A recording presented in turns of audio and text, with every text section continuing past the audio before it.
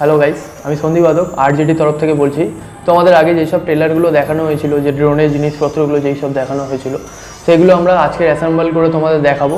কোনো এর মধ্যে যদি তোমাদের প্রবলেম হয় আমাদের কমেন্ট করবে, তো আমরা সব ওর মধ্যে বলবো।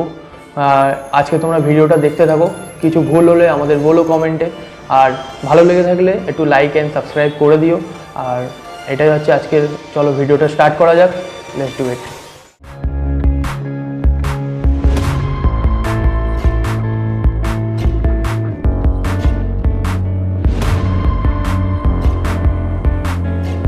হচ্ছে আমাদের ড্রোনের লেগ, আর এই হচ্ছে প্লেট। এর মধ্যে আমরা ইএসসিগুলোকে সোল্ডার করব। এখন এগুলোকে অ্যাটাচ করে নিচ্ছে। এই হচ্ছে আমাদের M3 স্ক্রু, এগুলো এই ফ্রেমের মধ্যেই থাকে। এগুলোকে আমরা এক এক করে লাগিয়ে নিচ্ছি।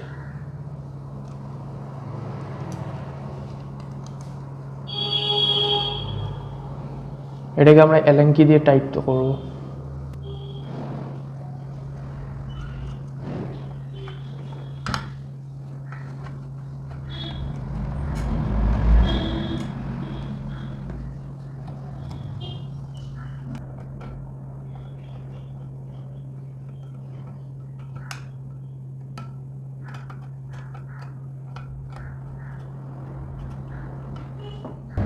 আমাদের ড্রোনের ফ্রেমটা লাগানো হয়ে গেছে। এখন মেনলি আমাদের এই সার্কিটগুলো লাগাতে হবে, ইএসসিগুলো ফিক্সড করতে হবে। ইএসসিগুলো ফিক্স করতে হবে, এখানটায় সব দেওয়া আছে, এখানে প্লাস মাইনাস করে। সেই হিসাবে ইএসসিগুলো, এটা হচ্ছে প্লাস, এটা হচ্ছে মাইনাস, এবার লাগিয়ে নিতে হবে একবার। ইএসসিগুলো তাড়াতাড়ি ধরার জন্য একটু সল্ডার আমরা লাগিয়ে নিচ্ছি এর মধ্যে। এবারে ইএসসিগুলো আমরা কানেকশন করে দেবো।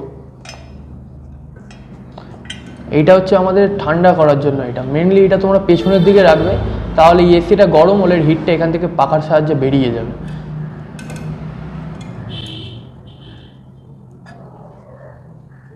সল্ডারিংটা করে নিচ্ছি।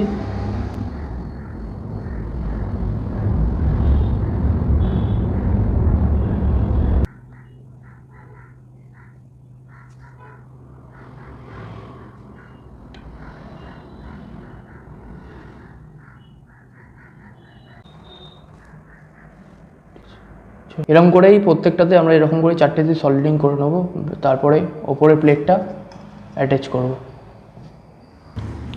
এটা হচ্ছে ড্রোনের সামনের দিক, আর এটা পেছনের দিক। লালটা পেছনের দিকে দেওয়ার কারণ হচ্ছে দূরে যতটা ড্রোন যাবে তাতে আমরা পেছন থেকে লালটাকে অনেক দূর থেকে আমাদের সাইন্টিফিক অনুযায়ী দেখা যায়। তাই জন্য লালটা যতবার চেষ্টা করে পেছনের দিকে দেওয়ার। বিগিনার হয়ে গেলে তখন তোমাদের বিগিনারদের সমস্যা এটাই হয় যে কোন দিকে ড্রোনটা যাচ্ছে তারা বুঝতে পারে। তাই জন্য আমরা এটাকে ঠিক করার জন্য লালটাকে আমরা পেছন দিকে দিয়েছি, যাতে আমরা বুঝতে পারে যে এটা হচ্ছে পেছনের দিক, এটা হচ্ছে সামনের দিক। তার ফলে এবার তোমরা যদি অনেক দিন চালাচ্ছ, তারপরে তোমরা নিজেরাই বুঝে যাও, তখন তোমরা চেঞ্জেস করো, কোনো প্রবলেম হবে না। এবারে আমরা ওপরে প্লেটটা লাগিয়ে নেব। প্লেটটা লাগানোর জন্য M3 স্ক্রুগুলো আমরা ইউজ করব।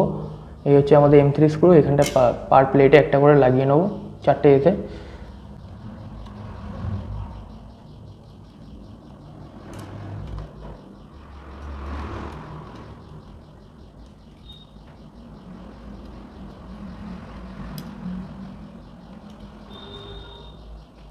এগুলোকে আবার স্ক্রু দিয়ে আমরা অ্যালাঙ্কি দিয়ে টাইট করে নিচ্ছি।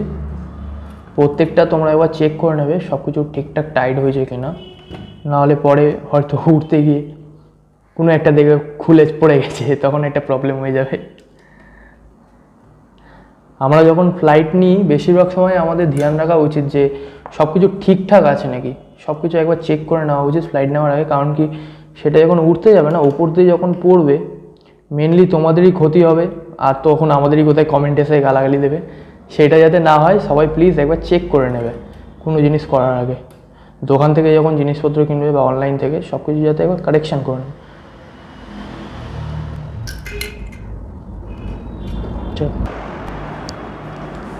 আমাদের ইএসসিগুলো এখন ফিট করা হয়ে গেছে। এবার আমরা যে ড্রোনের মোটরসগুলো, আমি 1800 কেবির মোটরস ইউজ করছি, তোমরা পারলে চেষ্টা করো 1000 কেবির ইউজ করার। স্পিডটা কম হবে, কিছুই না, এটা স্পিডটা বাড়ানোর জন্য। ব্যাটারি ব্যাকআপটা একটু বেশি খায়। পার জায়গায় আমরা করে একটা মোটর ইউজ করছি, এটা BLDC মোটর। এগুলোকে ফিক্স করার জন্য আমাদের কাছে M3 স্ক্রু আছে। M3 স্ক্রুটা ইউজ করে আমরা এখানটায় এদের ফিক্স করে দেবো। এদের চ্যানেল আছে, এখানটাও চ্যানেল দিয়েছে।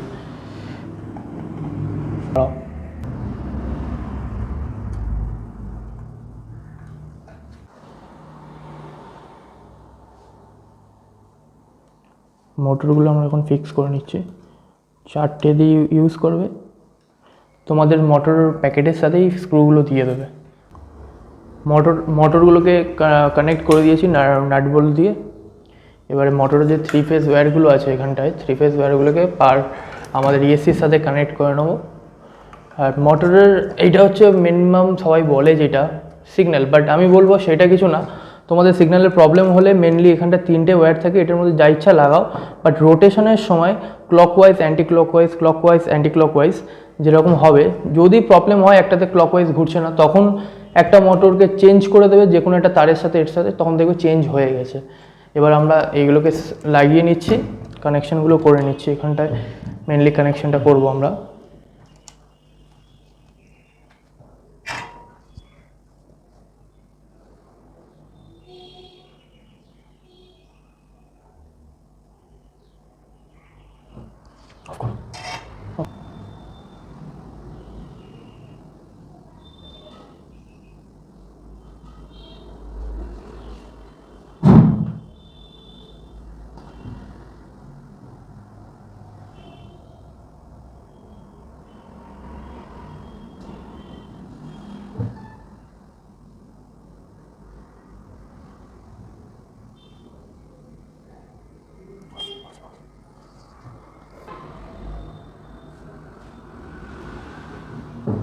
প্রত্যেকটাতে আমরা এরকম কানেকশন করে নেবো। পরে প্রবলেম হলে তখন খুলে একটু কানেকশন করে নেবে, যখন রোটেশনের সময় আলাদা আলাদা যদি রোটেশন হয়।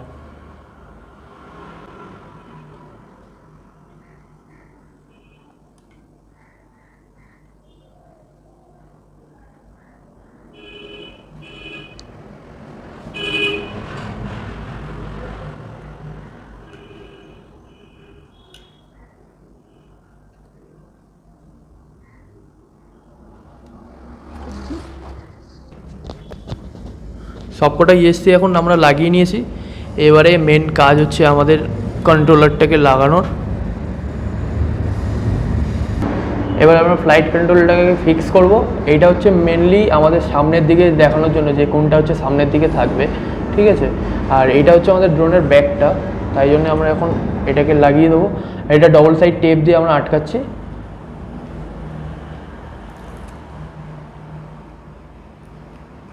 এটা কিন্তু একদম পুরো মিডিলে বসাতে হবে, এটা সবাইকে ধ্যান রাখতে হবে।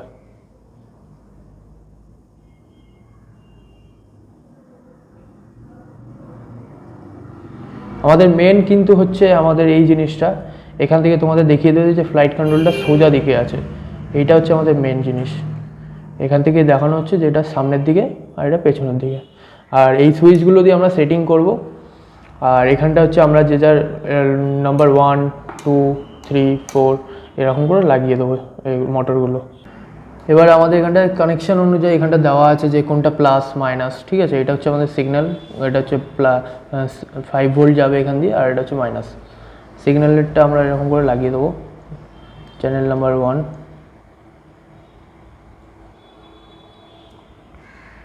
Channel number 2, channel number 3 and channel number 4.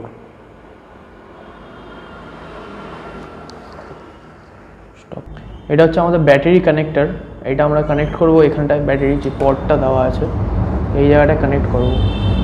আর এই যে প্লাস মাইনাস দেওয়া আছে, রেডটা প্লাস আর ব্ল্যাকটা মাইনাস, এখানটা প্লাস মাইনাসের সাইন দেওয়া আছে, সেই হিসেবে তোমাদের লাগাতে হবে plus minus.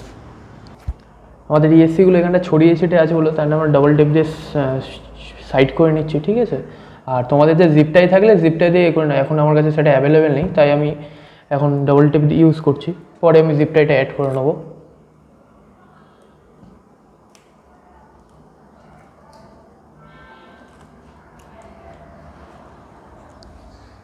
FlySky FX 6i এর এটা হচ্ছে রিসিভার, আর আমাদের হচ্ছে এটা হচ্ছে 6 চ্যানেলের রিসিভার আছে।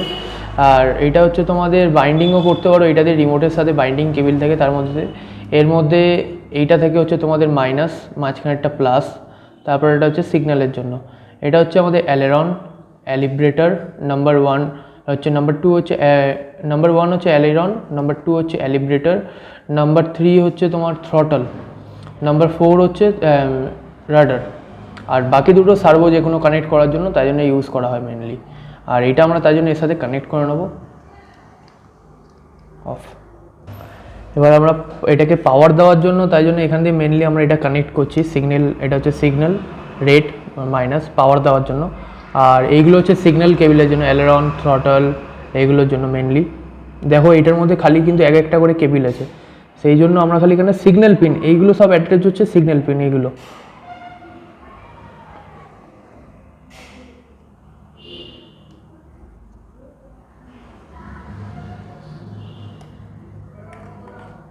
এটা আমরা ডাবল সাইডের টেপ দিয়ে অ্যাটাচ করে নেব।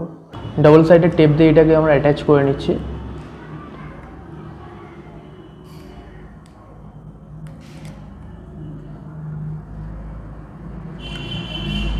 এবারে আমরা চেক করব কি রিমোটে আর রিসিভারের সিগন্যাল আসছে কিনা। এটাকে প্লাস মাইনাস ঠিক করে লাগাবে, নাহলে ইএসসি কিন্তু পুড়ে যেতে পারে।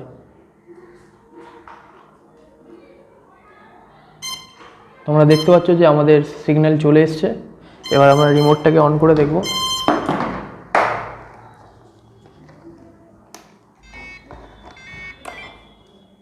আমাদের রিমোটেও সিগন্যাল চলে এসছে, তাই দেখছো এখানটা বিপ বিপ করছিল, সেটা এখন বন্ধ হয়ে গেছে। রিমোটেও সিগন্যাল চলে এসছে। এবারে আমরা নেক্সট ভিডিওতে আমরা এটাকে কীভাবে সেটিং করতে হয় আর ফ্লাইট কীভাবে নিতে হয় সেটা তোমাদের শিখিয়ে দেবো। ভিডিওটা ভালো লেগে থাকলে তোমরা লাইক অ্যান্ড সাবস্ক্রাইব করো। আর একটা জিনিস জেনে রাখবে, একটা ভিডিও বানানোর প্রতি আমাদের অনেকজনকার কষ্ট থাকে, সেই হিসাবে তোমরা একটু ভিডিওটাকে দেখো, কিছু শেখার হলে শেখো, কোনো প্রবলেম হলে আমাদের জাস্ট কমেন্ট করো, আমরা চেষ্টা করবো অবভিয়াসলি তোমাদের রিপ্লাই দিয়ে হেল্প করার। আর নেক্সট ভিডিও তাড়াতাড়ি আসতে চলেছে, তার ব্যাপারে কী করে ওড়াতে হয় বা কী করে কন্ট্রোল করতে হয় সমস্ত কিছুই এই নেক্সট ভিডিওতে আসতে চলেছে। Thank you.